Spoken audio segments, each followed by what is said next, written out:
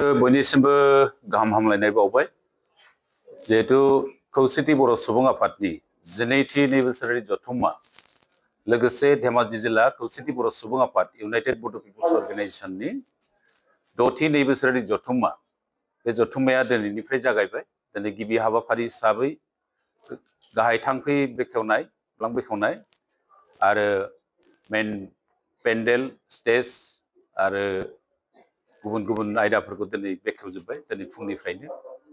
आरो दिनै जिहेतु सेथि हाबाफारि हिसाबै दिनै मेरु आफादनि थान्दै मेल जथुमगोन।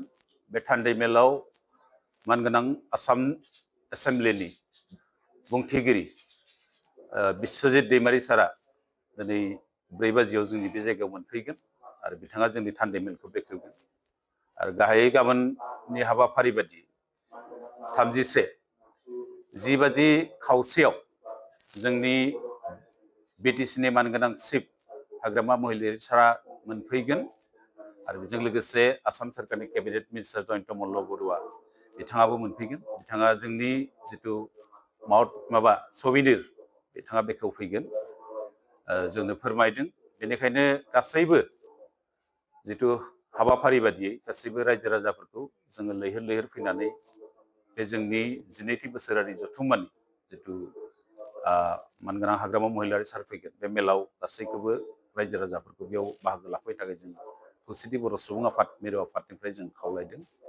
आरो बेजों लोगोसे जोंना बेनि उनाव बेलासियाव गुबुन गुबुन माहारियारि आफाद दुलाराय बर' फरायसा आफादनि मानगोनां आफादगिरि दिपेन बर'जों लोगोसे TMPKनि मानगोनां आफादगिरि तिलक दले आरो गुबुन गुबुन जों मोनसे आयदाफोरखौ लानानै जों मोनसे सेमिनार हाबाफारि लादों। बे सेमिनारा बेलासिनिफ्राय जागायगोन। गासैबो हाबाफारियाव बाहागो लानो थाखाय जों खौसेथि बर' सुबुं आफादनिफ्राय खावलायदों।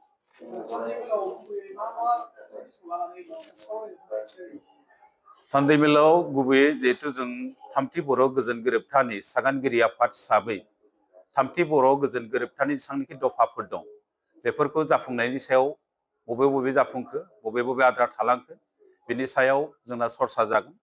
आरो गाहायै जितु बिटिआर रायजोनि जितु प्रभिजन दङ 3थि बर' गोजोन गोरोबथायाव जेरैहाय 1 नम्बराव दंमोन 5.1 बर' कसारि वेलफेयार समाज काउन्सिल दाफुंनाय। बे दाफुंनाय बेलायाव गोथौयै बेयाव सावरायनाय जागोन। आरो जिहेतु गिबि खेबाव 959 गामि सोजाबाय आरो बेजों लोगोसे 160 गामि जों सेकेन्ड फेजआव होदोंमोन बे ओंखाराखै। आरो जोंना मोनसे जेंना जाना दङ राभा हासंखौ लानानै। राभा हासंआव रायजो जानाय गवालपारा आरो साउथ कामरुपआव 312 गंनि बांसिन गामि रेभिनिउ गामि दं। दिनै बेखौ गोनो गोथो खालामबाय थादों आसाम सोरखारा बेखौ सिडुल खालामनायनि नामाव। जिहेतु जों जयैनो मोनसे सोमावसारनायनि गेजेरजों मोनसे राजखान्थि मोनथाय हिसाबै बा जोंनि जौगाथाय बा सोलोंथाइ बा जोंनि सिनायथिखौ रैखा मोननो थाखाय जों जिहेतु बर' कसारि वेलफेयार काउन्सिल मोनबाय बिटिसिनि बायजोआव जों गासैबो बर' रायजो राजा जों जिहेतु जयै थानो लुबैयो। गतिके राभा हासंआव थानाय बर'फोरखौ गुबुन गुबुन काउन्सिलखौ जेरैहाय NOC होनानै जोंनि काउन्सिलाव सोजोबबाय BKWCआव थिग बिदिनो राभा हासंखौबो सोनांगौ। आरो सनितपुर आरो बिश्वनाथाव माखासे जेंना जाना दं। सनितपुर बिश्वनाथ जिल्लानि गोबां बर' गामिफ्रा हाबबाय आरो गोबां गामि हाबनो दंबावो आरो हाबथावथारि जेब्ला गामिफोर दङ बेखौ थाबैनो बर' कसारि वेलफेयार समाज काउन्सिलाव सोसननायनि मोनसे सरसा जागोन। आरो बेखौ आबुङै दाफुंजोबनानै बेनि बियाब दानाय आरो बेखौ बिसायख'थि खुंनायनि थाखाय बे दाबिफ्रा जोंनि थान्दै मेलाव जायगा मोनगोन सावरायनायाव। आरो बेजों लोगोसे 5.2 दफानि जिथु मोनसे दफा दङ बेयाव दंमोन भारत सरकार आसाम सरकार आरो बिटिसि आरो बर' कसारि वेलफेयार समाज काउन्सिल जयेन्टलि बेयाव माखासे जौगाथायनि खामानि मावनांगौ बर' ओनसोलफ्राव बेनि सरसाया जागोन। आरो बेजों लोगोसे कार्बि आंलंनि जिथु जेंना मोननै सागान सुक्तियाव जायगा मोनबाय बिटिसि सुक्ति आरो 3थि बर' गोजोन गोरोबथायाव बे कार्बि आंलं आरो डिमा हासाव रायजो जानाय बर'फोरनि हाजोआरि ट्राइबेल जिथु मर्यादा मोननांगौ बे दिनैसिम मोनाखै। बेनि सायाव डेलिगेटआव सावरायनाय जागोन। आरो बेजों लोगोसे 6.3 सोलोंथाइ आयदायाव बे जायगा मोनगोन।